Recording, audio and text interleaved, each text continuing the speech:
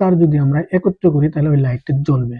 তার মানে লাইটটা যখন জ্বললো তখন আমরা বুঝতে পারলাম যে আমাদের লাইন ঠিক আছে, সিরিজ প্যারালাল। আর যদি আমরা পি এর দেখে দিই সেই ক্ষেত্রে কিন্তু হবে না, কারণ যখন দুইটা একত্র করবো তখন শর্ট সার্কিট হবে, অর্থাৎ ফিউজটি কাটা যাবে বা পুড়ে যাবে, এটা দেওয়া যাবে না, কারণ এটা হলো ডাইরেক্ট।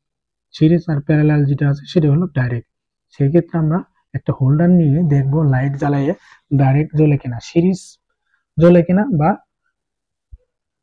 প্যারালাল ভাবে যে প্যারালাল সিস্টেম আছে সিরিজ প্যারালালের টেস্ট ল্যাম্প প্যারালাল জ্বলে কিনা।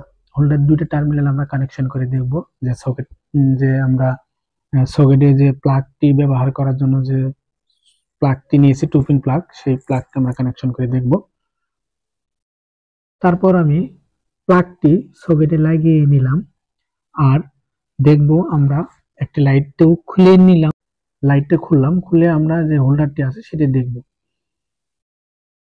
জ্বলে কিনা।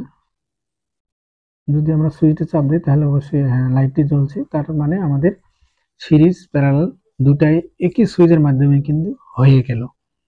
আর আমরা আবার খুলে দেখব সিরিজ প্যারালাল, মানে সিরিজ দিয়ে দেখব যে ঠিক আছে কিনা। হোল্ডার থেকে খুলে লাগিয়ে দেওয়া হলো, আর আপনার যে সকেটটি আছে অর্থাৎ প্লাগটি আছে, প্লাগ থেকে আমরা খুলে দেখলাম।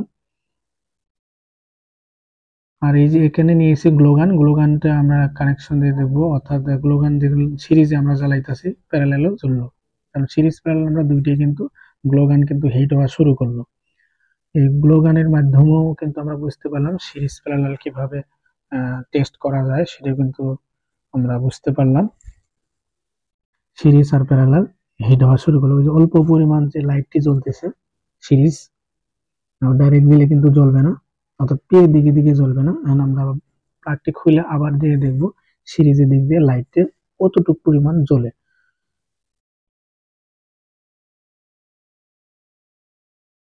লাইন দিছি সিরিজ লাইনে, যে দেখুন বেশি আলো হয়ে গেছে আর কি, সিরিজ লাইন যেহেতু লাইনটা ঘুরে আসছে আর কি। আবার খুললাম প্লাগটা, এখন আমরা যদি প্যারালাল দিই সেটাও কিন্তু হবে, সিরিজ প্যারালাল দুইটাই কিন্তু আমরা করতে পারবো।